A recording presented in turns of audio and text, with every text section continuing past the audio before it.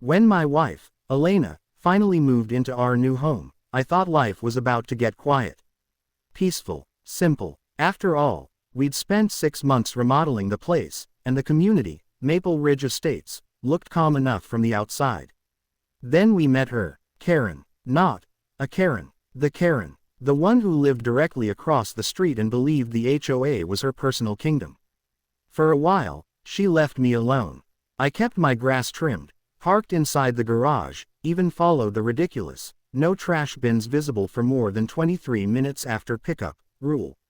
But when my wife moved in, that's when everything snapped, because what Karen couldn't know, was that my wife held a particular job. A job Karen would eventually regret ever crossing. Chapter 1. You need permission to move in.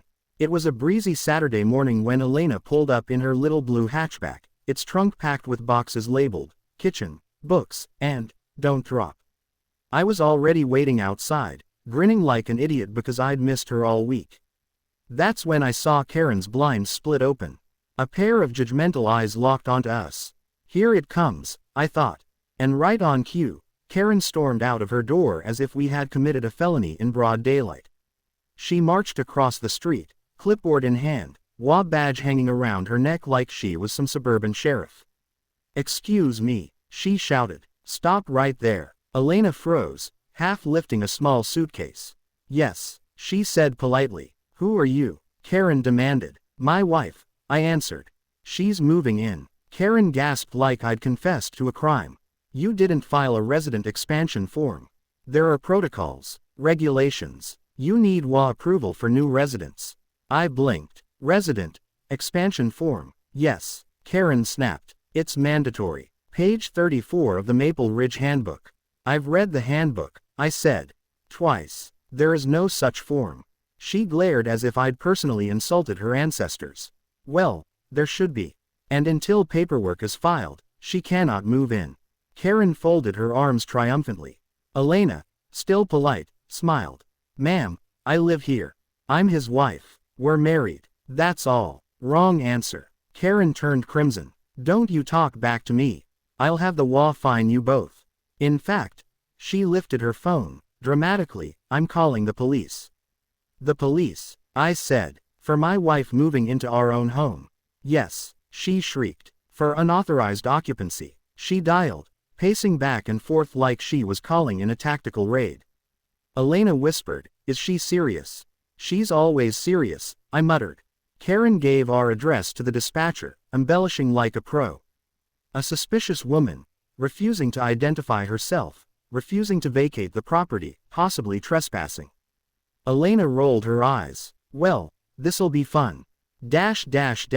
Chapter 2. The police roll up.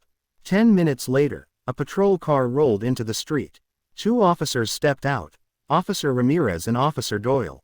They looked exhausted already, like they knew they were walking into nonsense. Karen sprinted toward them. There. She pointed at Elena like she was a wanted criminal. "Arrest her immediately. She refuses to leave." Officer Ramirez raised a hand. "Ma'am, calm down. What exactly happened?" "She moved in without HOA authorization. That's illegal in our community." Doyle looked at her. "Number, it's not." "Yes, it is," Karen hissed. Ramirez turned to us. "Sir, is this your wife?" "Yes." "Does she live here now?" "Yes." "Is there any legal issue preventing it?" "No." Ramirez nodded. "All right, everything's fine then." Karen shrieked. "No, you don't understand. She did not file the form." Ramirez sighed. "I'm going to ask you something important, ma'am. Is there an actual emergency?" "This is an emergency." "No, ma'am," Doyle said flatly.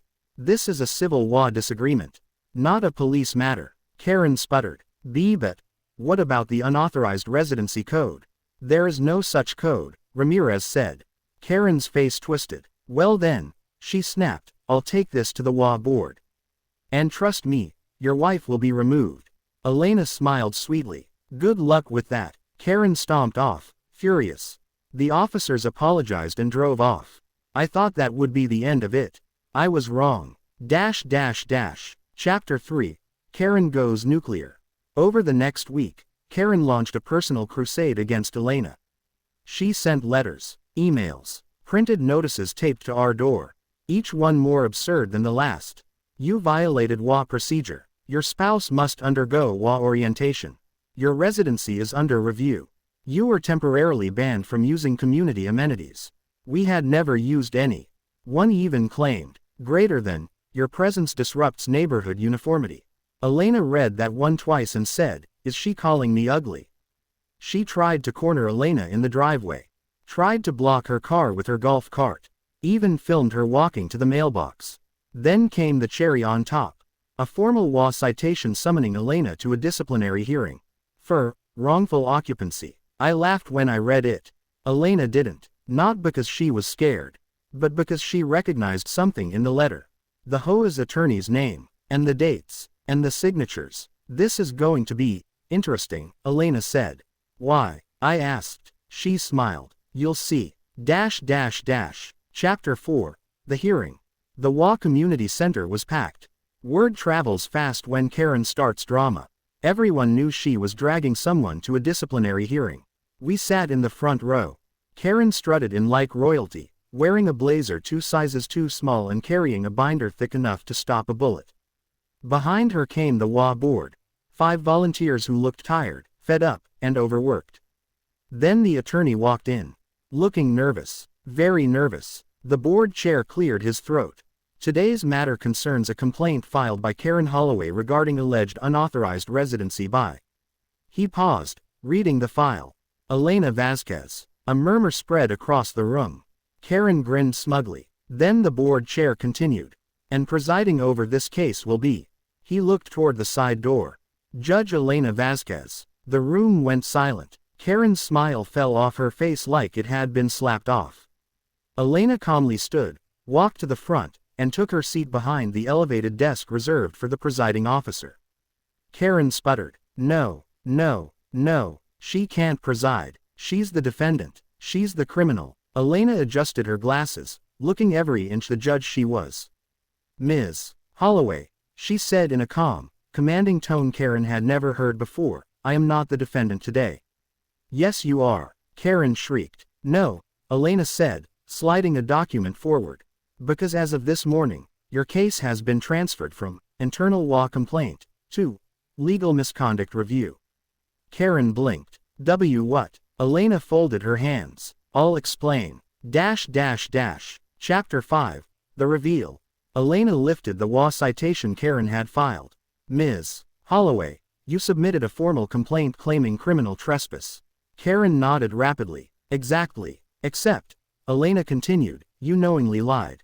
No, you also impersonated a legal authority by inventing forms that do not exist in the bylaws. Karen opened and closed her mouth like a fish. And then, Elena said, flipping another page, you made a false police report. Gasps filled the room. Karen stammered, I didn't lie. I was trying to enforce the rules. You fabricated rules, Elena said. You created regulations without board approval. That is a violation of state HOA governance laws. One board member leaned forward. You made up rules, Karen. Karen's face went red. They should exist. I was improving things. The board chair pinched his nose. Karen, we've talked about this. Elena continued. You harassed a resident. You interfered with law enforcement. And you attempted to use HOA authority for personal reasons. I was protecting the community. Karen yelled. Elena looked at me briefly, smirking. Ms. Holloway, she said, do you know what my profession is? Karen swallowed. A troublemaker. Elena smiled. I'm a judge. The room erupted with whispers. Karen froze in horror. No, you're not. Elena lifted her official ID. Superior Court Judge, State of Arizona. Karen's eyes almost fell out of her head. One board member muttered, oh, we're so screwed. Elena spoke calmly but firmly. As the assigned presiding authority over misconduct cases involving HOA governance, I am required to review any instances of abuse of power, harassment, or unlawful citations. Karen looked like she was about to faint. So, Elena continued, we will proceed. Ms. Holloway, do you wish to make a statement in your defense? Karen's mouth opened. Nothing came out. Chapter 6. Judgment Day. The board sat silently as Elena read through Karen's actions one by one. False citation, harassment, abuse of authority, misuse of HOA power, unauthorized creation of policy, false police report. Karen shook her head violently. You can't do this to me. It's not me doing it, Elena said. It's the law. I was trying to help.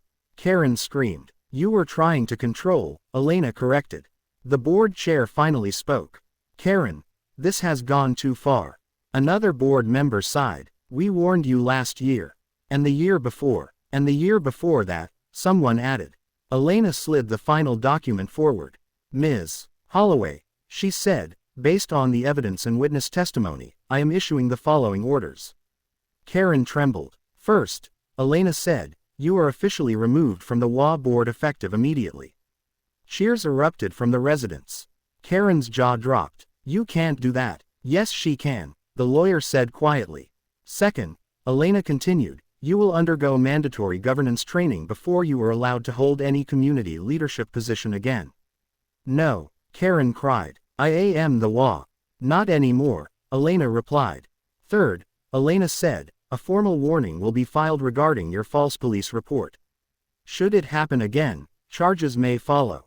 Karen whimpered. And finally, Elena said, you will issue a written apology to the residents you harassed. Karen stared at her. You monster. No, Elena said with a smile. I'm just your neighbor. Chapter 7. Aftermath. When the hearing ended, residents surrounded us. Thank you. She's been terrorizing us for years. You're a hero. Elena was gracious about it all. I just did what anyone with authority should do, she said. Use the law properly. Meanwhile, Karen stormed out of the room, fuming, defeated, and dethroned. A week later, she put up blackout curtains, refused to talk to anyone, and her precious clipboard disappeared forever. No more surprise inspections. No more phantom rules. No more harassment. Life in Maple Ridge Estates finally became peaceful. Epilogue. Welcome to the neighborhood. One morning a few weeks later, I found a letter on our doorstep. Handwritten. From Karen. It read, greater than, I apologize for my behavior. I understand now that I exceeded my authority. I will refrain from any further involvement in HOA enforcement. Karen Holloway. Elena read it and nodded. Well, she said, that's one problem solved. I laughed. You did more than solve it. You rewrote the whole HOA. She smirked. Sometimes justice comes with a homeowners association. And ever since that day, whenever Karen sees us outside, she scurries into her house like a frightened raccoon. Turns out, the only thing scarier than an HOA Karen is the judge who moves in across the street.